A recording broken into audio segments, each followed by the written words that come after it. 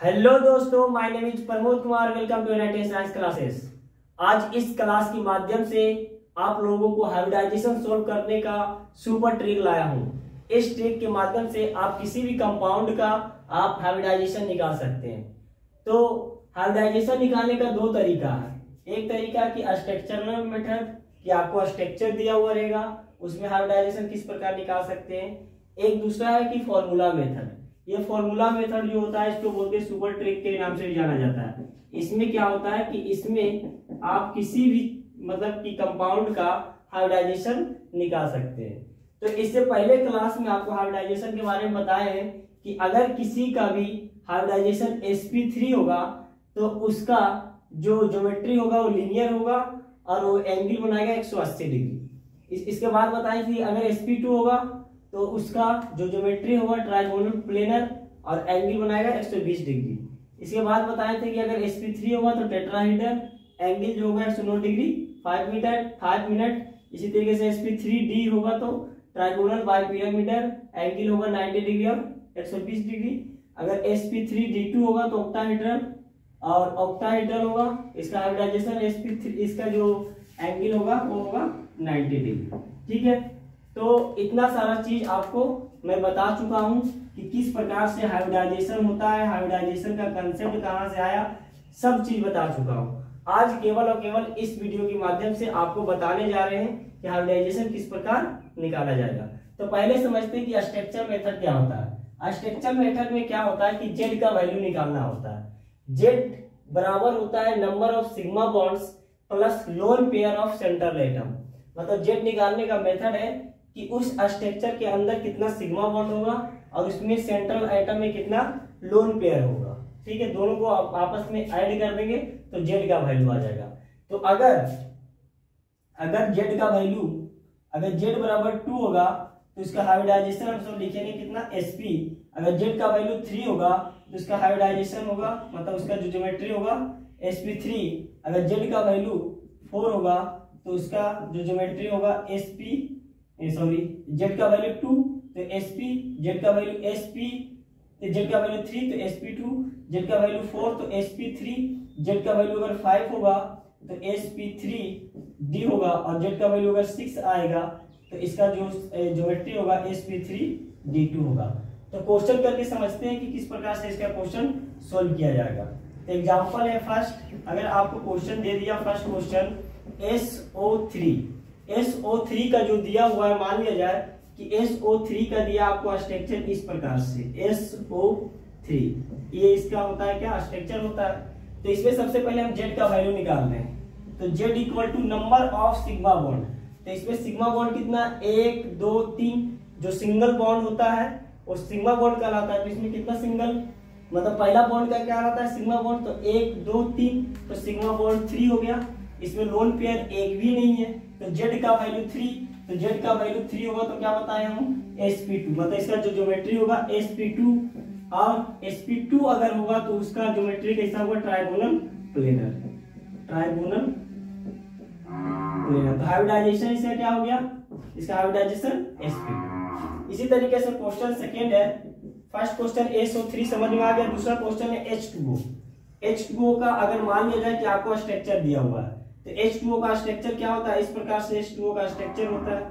मान लिया जाए कि क्वेश्चन के अंदर ये दिया हुआ है तो सबसे पहले इसमें हम लोग H2O के अंतर्गत क्या निकालते हैं जेड का वैल्यू। तो जेड का वैल्यू तो जेड इक्वल टू क्या होता है, Z equal to number of sigma bond. इसमें सिग्मा बॉन्ड कितना है, हाइड्रोजन और ऑक्सीजन के साथ एक सिग्मा बॉन्ड, हाइड्रोजन और ऑक्सीजन के साथ एक सिग्मा बॉन्ड, तो 1 + 1 हो गया। इसमें लोन पेयर देखा जाए तो लोन पेयर कितना H2O का स्ट्रक्चर इस प्रकार से होता है। ये H2O का स्ट्रक्चर है, ये H2O का स्ट्रक्चर मतलब वाटर का स्ट्रक्चर ये होता है। तो इसमें लोन पेयर कितना 1 और 1 2, तो 2 और 2 कितना हो गया 4। तो अगर 4 जेड का वैल्यू 4 है तो क्या आएगा sp3, जिसका हाइब्रिडाइजेशन sp3। और sp3 अगर हाइब्रिडाइजेशन होगा तो sp3 हाइब्रिडाइजेशन होता है तो किसको बोलते हैं उसे हम लोग टेट्राहेड्रल। अगर बॉन्ड एंगल पूछ लिया जाए कि बॉन्ड एंगल क्या होगा तो बॉन्ड एंगल भी देख लिया जाए कि 109 डिग्री 5 मिनट होता है। 109 डिग्री और 5 मिनट इसका होता है। ठीक है, तो इस प्रकार से निकाला जाता है। बहुत सारे क्वेश्चन करते हैं अभी,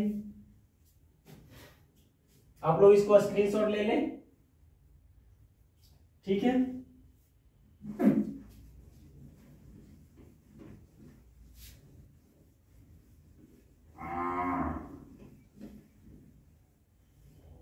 तो एक हो गया SO3H2O, तीसरा हो गया मान लीजिए क्वेश्चन दे रहे NH3।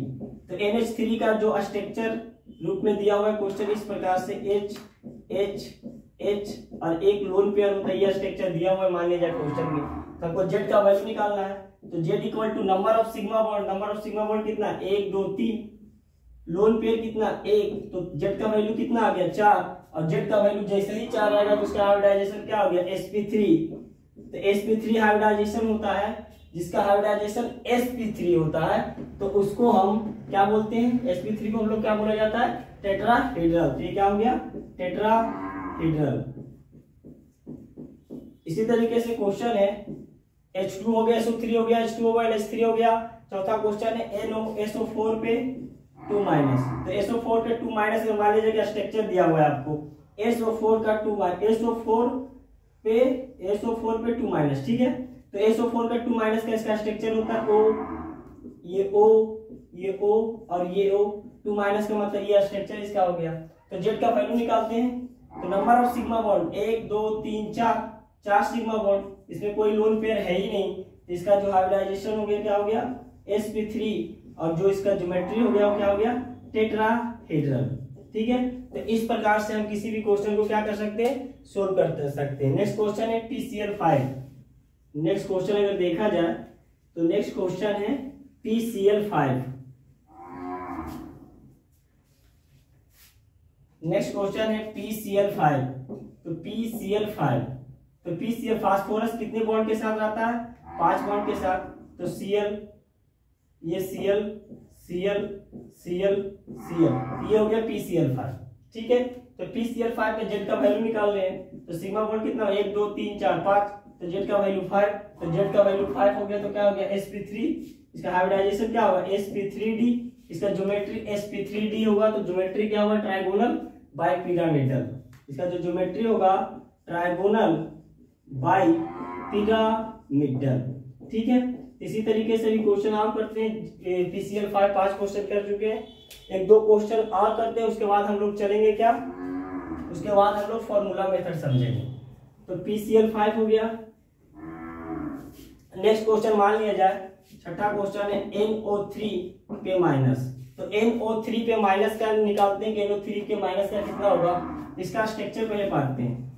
NO3 का माइनस, तो यहाँ पे मान लिया जाए कि ये डबल बॉन्ड, ये डबल बॉन्ड, सॉरी ये इसका स्ट्रक्चर होता है NO3 2 माइनस, ये इसका स्ट्रक्चर होता है। तो Z का वैल्यू निकाल लेते हैं। तो Z का वैल्यू क्या होगा 1 2 3, Z का वैल्यू 3। तो Z का वैल्यू 3 होगा तो कौन सा हाइब्रिडाइजेशन कौन सा होगा sp2, हाइब्रिडाइजेशन sp2। और इसका अगर पूछा जाए कि sp, इसका ज्योमेट्री क्या होगा, sp2 का ज्योमेट्री क्या होता है ट्राइगोनल प्लेनर, गोनल प्लेनर। तो इसी प्रकार से क्वेश्चन किया जाता है, ठीक है। ये हुआ स्ट्रक्चर मेथड।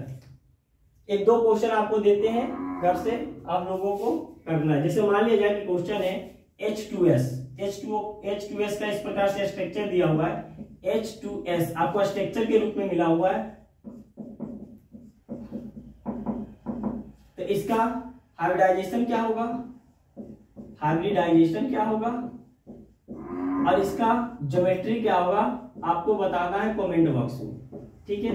एक क्वेश्चन और देते हैं, H2S हो गया, क्वेश्चन और देते हैं SF4। तो SF4 का निकालना है। तो SF4 का आपका स्ट्रक्चर दिया हुआ है फ्लोरीन,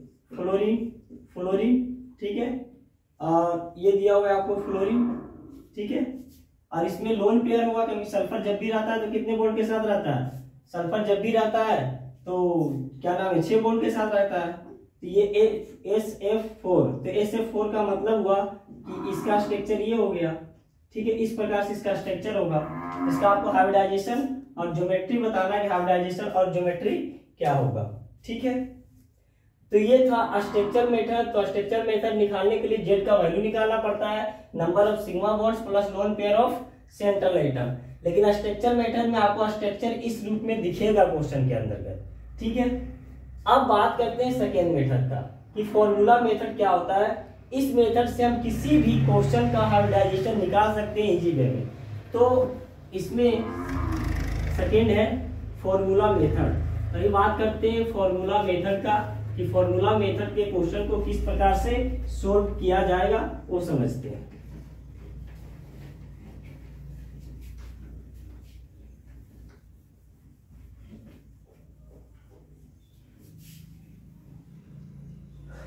तो नेक्स्ट है second formula method.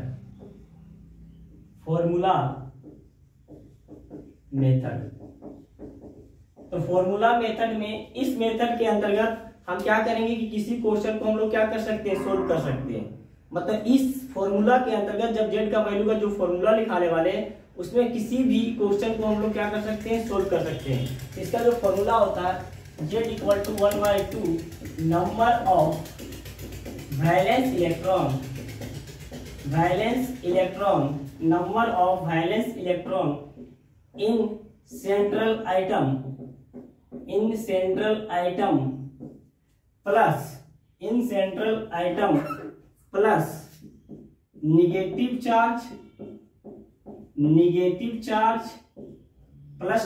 Charge minus positive charge plus monovalent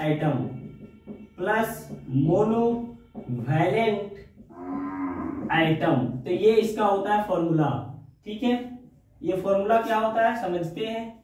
ये फॉर्मूला जो होता है जेड इक्वल टू निकालने का होता है 1/2 number of valence electron in central item.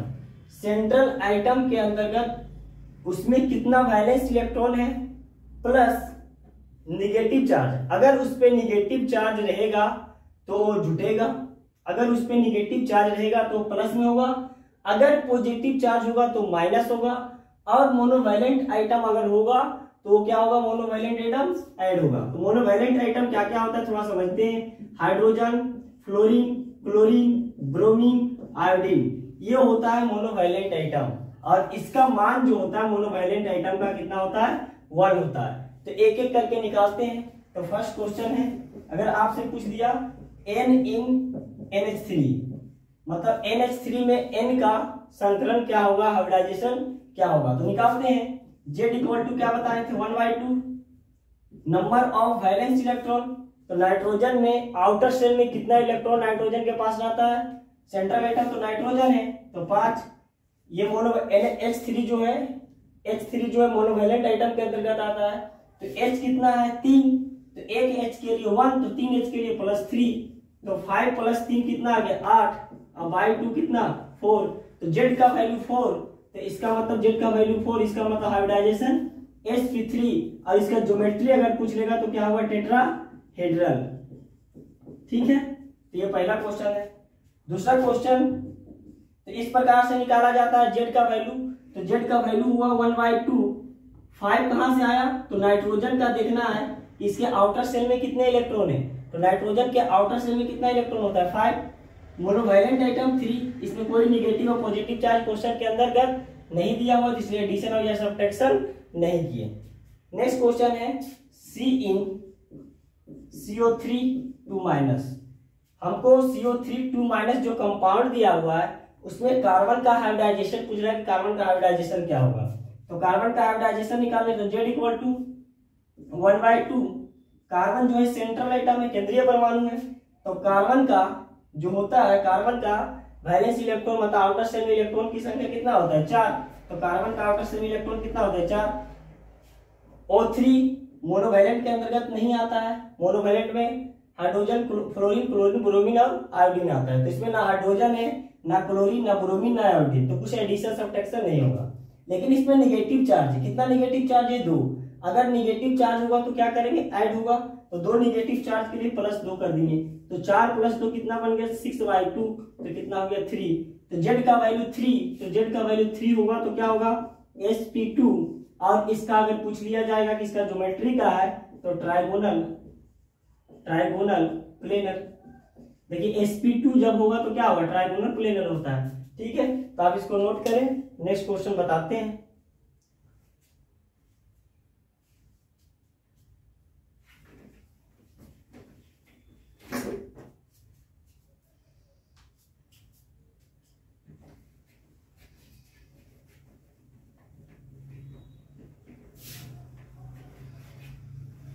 Next question है NeNO3 माइनस। ठीक है, इसका हाइब्रिडाइजेशन में पूछा तो जेड का वैल्यू निकालेंगे। तो 1/2 इसमें सेंट्रल एटम कौन बना हुआ है, केंद्रीय परमाणु नाइट्रोजन। तो नाइट्रोजन के आउटर शेल में कितना इलेक्ट्रॉन 5। ऑक्सीजन जो है मोनोवैलेंट आइटम नहीं है।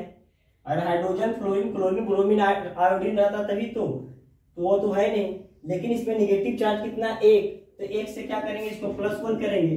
तो जेड का वैल्यू हो गया 6/2 3। तो जेड का वैल्यू अगर 3 होता है तो जेड का वैल्यू 3 होगा तो क्या होगा sp2। और इसका अगर पूछेगा कि इसका ज्योमेट्री क्या है, तो ट्राइगोनल प्लेनर। अगर पूछ गया कि इसके बीच में एंगल कितना होगा तो 120 डिग्री। ठीक है, इसी तरीके से नेक्स्ट क्वेश्चन है। ठीक है, इसको नोट कीजिए जल्दी से।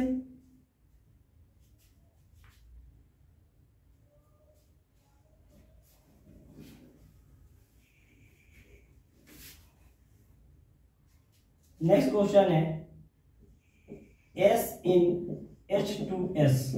H2S में S का हाइब्रिडाइजेशन क्या होगा, तो निकालते हैं। Z = 1/2 सेंट्रल एटम कौन है, केंद्रीय परमाणु कौन है, सल्फर। सल्फर के आउटर शेल में कितना इलेक्ट्रॉन रहता है, तो 6। तो 6 हाइड्रोजन मोनोवैलेंट आइटम है, तो एक हाइड्रोजन के लिए 1, तो 2 हाइड्रोजन के लिए 2। तो 6 + 2 कितना होगा 8/2। तो Z का वैल्यू 4। तो Z का वैल्यू 4 होता है तो क्या होता है sp3। और इसका पूछेगा इसका ज्योमेट्री क्या होगा, टेट्राहेड्रल। अगर पूछा जाएगा कि इसका एंगल कितना होगा, तो एंगल 109 डिग्री और 5 मिनट होगा। ठीक है, तो इसी तरीके से क्वेश्चन करते हैं। 1-2 क्वेश्चन और कर लेते हैं।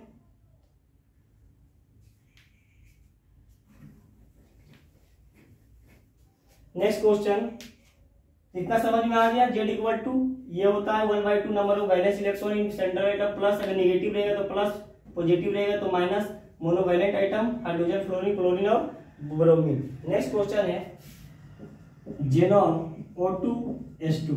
इसका अगर पूछ लिया कि इसका हाइब्रिडाइजेशन क्या होगा, चाहे जेनॉन HCO2F2 पूछ लिया।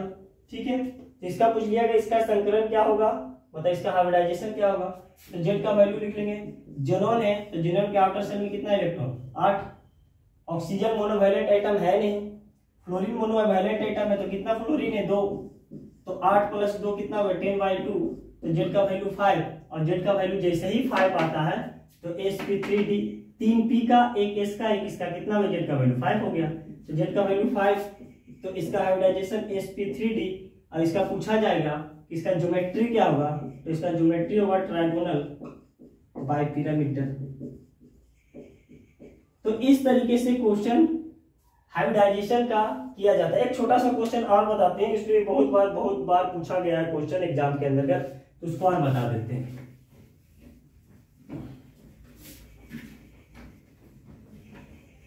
लास्ट क्वेश्चन,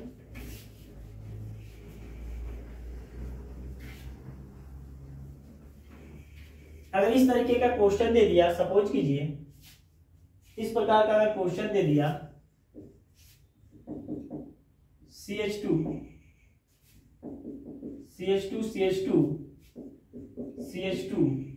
ठीक है, उसके बाद आगे दे दिया CH3।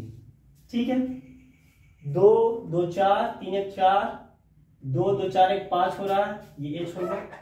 ठीक है, इसका क्वेश्चन पूछ रहा है, इसमें पूछ रहा है कि हर एक कार्बन का हाइब्रिडाइजेशन बताएं। तो हर एक कार्बन का हाइब्रिडाइजेशन सबसे पहले इसका स्ट्रक्चर लिख लेते हैं। तो इसका जो स्ट्रक्चर होगा कुछ इस प्रकार से बनेगा, H। ठीक है, ये CH है, CH का मतलब H ऊपर गया, ये हो गया CH, ये हो गया CH। तो सबसे पहले हम फॉर्मूला बताए थे स्ट्रक्चर से कि सभी कार्बन का जेड का वैल्यू निकाल लिया जाए। तो इसको फर्स्ट मान लिया जाए, इसको सेकेंड, इसको थर्ड और इसको फोर्थ। तो जेड का वैल्यू हम फर्स्ट कार्बन के लिए निकाल रहे हैं। तो जेड का वैल्यू हम स्ट्रक्चर के लिए क्या बताए थे, कि number of sigma bond plus lone pair, इसमें सिग्मा बॉन्ड कितना 1 2 3, तो जेड का वैल्यू 3 और जेड का वैल्यू 3 जैसे ही होगा sp2 और sp2 जैसे ही होगा तो क्या बनेगा ट्राइगोनल प्लेनर, ट्राइगोनल प्लेनर। ठीक है, इसी तरीके से सेकेंड का देखा जाए तो सेकेंड कार्बन का तो जेड का वैल्यू देखा जाए तो 1 2 3, 3 सिग्मा बॉन्ड, लोन पेयर तो है नहीं तो इसका भी कितना होगा sp2, इसका भी होगा ट्राइगोनल प्लेनर। थर्ड कार्बन के लिए देखा जाए तो सिग्मा बॉन्ड कितना है 1 2 3 4 हो गया, इसका बनेगा sp3। 4 के लिए हम लोग क्या करते हैं sp3 टेट्राहेड्रल, इसका जो होगा क्या होगा टेट्राहेड्रल होगा। इसी तरीके से लास्ट जो चौथा कार्बन उसका देखते हैं तो कितना 1 2 3 4, तो जेड का वैल्यू 4, ये भी क्या होगा sp3 टेट्राहेड्रल। तो इसी प्रकार से किसी भी हाइब्रिडाइजेशन का क्वेश्चन अगर स्ट्रक्चर रूप में दिया हुआ रहेगा, ऐसे ही सिंपल रूप में दिया हुआ रहेगा तो आराम से उसका हाइब्रिडाइजेशन फॉर्मूला लगा करके निकाल सकते हैं। ठीक है, आप इस वीडियो को ज्यादा से ज्यादा शेयर करें बच्चों लोग, जिससे हम लोग को प्रोत्साहन होगा। Thanks for watching.